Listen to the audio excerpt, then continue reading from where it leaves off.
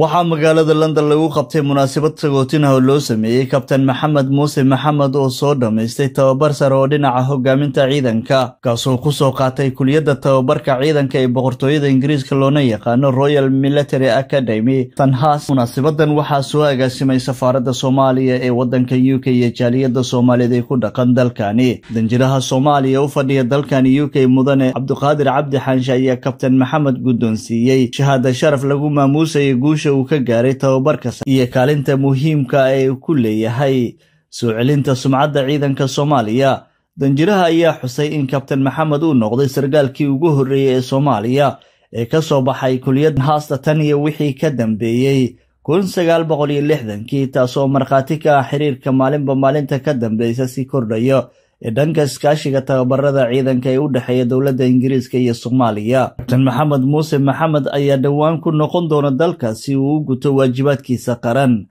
Xafladan ayaa waxaa ka soo qayb galay mas'uuliyiin sare, saraakiil ciidan, qaybaha ka mid jaaliyadda Soomaaliyeed ee ku dhaqan UK, diblomaasiyiin iyo gudoomiye ku-xigeenka labaad ee baarlamaanka Galmudug Marwo Faadumo Faandhe iyo dadweyne aad u fara badan.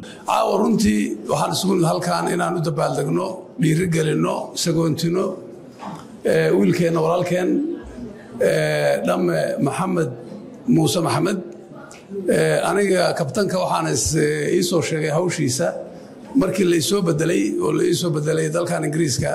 safaaradda Ingiriiska oo ku taala Muqdisho warbixin ay siinaysa igu dartay inuu noo joogo sarkaal noogu tababaranaya kuliyadda tababarka ciidamada Royal Military Academy Sandhurst. waxa ugu dambeysay qof ka baxa kuliyaddaas intii aan xornimada Soomaaliya qaadan saraakiil tira badan oo laga soo diray waqooyiga Soomaaliya ama Somaliland hadda gobolka loo yaqaan. Maxamed waa ninkii u horeeyay oo ilaa 60kii ka soo baxay Sandhurst. sharaf iyo karaamo weyn bay annaga iyo dalkaba noo tahay, asagana runtii u tahay. aniga waxaan isragnay Maxamed waxaan maleynayaa bil ka hor meelahaasaan mar wada fariisanay mise bil iyo bar ka hor. aad baan u dhiirigeliyay waxaan ku yiri dadku waa fakfakadaane ha fakana dalkaaga aad. wuxuuna qaatay go'aankii sax ahaa oo fiicnaa u qaatay. najam buu ka noqonayaa dalkiisa, مثل في عم بقولنا عيدا ماذا الصومالي ذا وحن رجينا مستقبل برايته في عنه له إن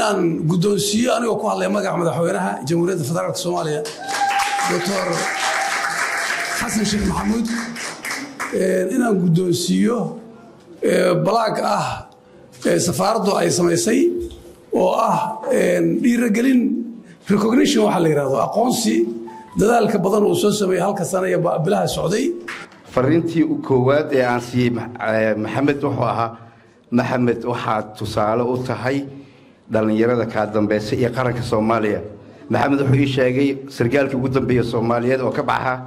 كلية إنه حسنة كل سجال بقص ديتي سجالكي. وحن كويري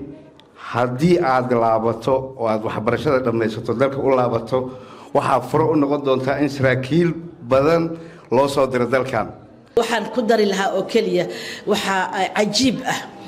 dadka Afrikaanka ah markii occasion noocan oo kala ay helaan oo ay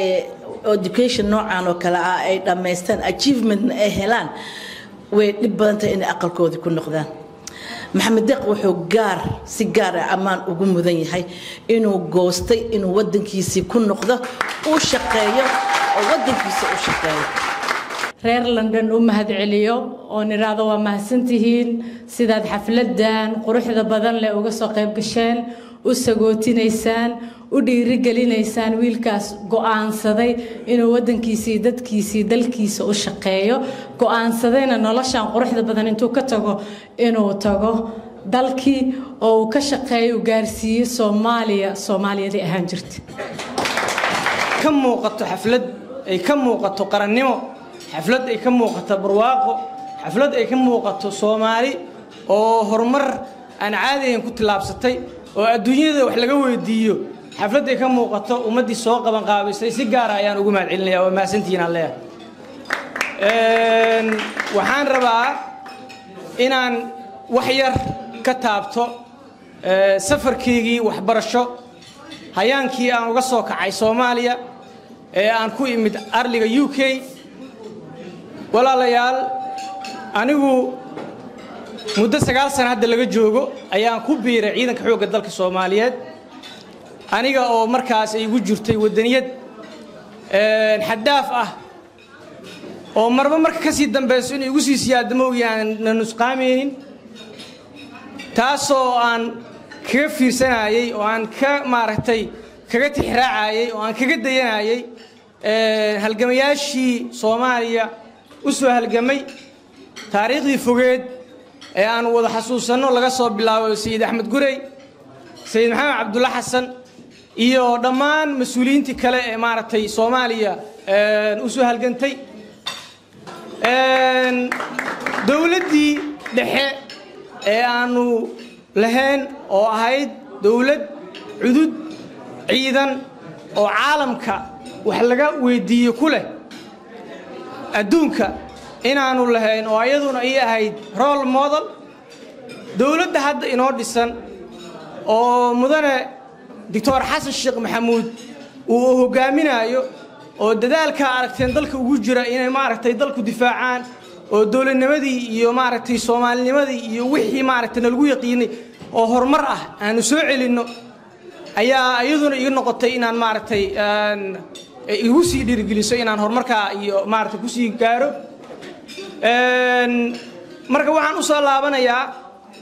arintii ugu dhalisay arintii aan safarkayga halkaan ku imid muddada 2019 ayaanu nin aniga aan saaxiibnahay anagoo sheekeysanayna waxa isku soo hadal qaadnay akademiyadan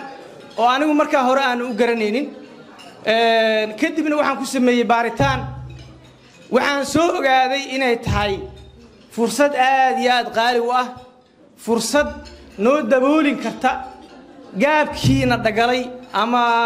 maaragtay habsankii nagu dhacay burburkii intaan ku jirnay oo aan si dhaqsi leh uga daba tagi karno wadamada maaragtay cududda ciidan ee adduunka maanta si casriya ugu hubeysan ama ugu awood leh inaanu kaga daba tagi karno si maaragtay aan aqoontaas iyo cilmigaas ugu soo dusiyo oo wadankii ugu soo qaadane waxaan go'aansaday inaan maaragtay maalinka ilaa maalinka aan helaayo oo muddo 5 sano ay u dhaxaysay inaan ka shaqeeyo Cabdi Fataax Ali Sharwac warbaahinta caalamiga MMTV magaalada London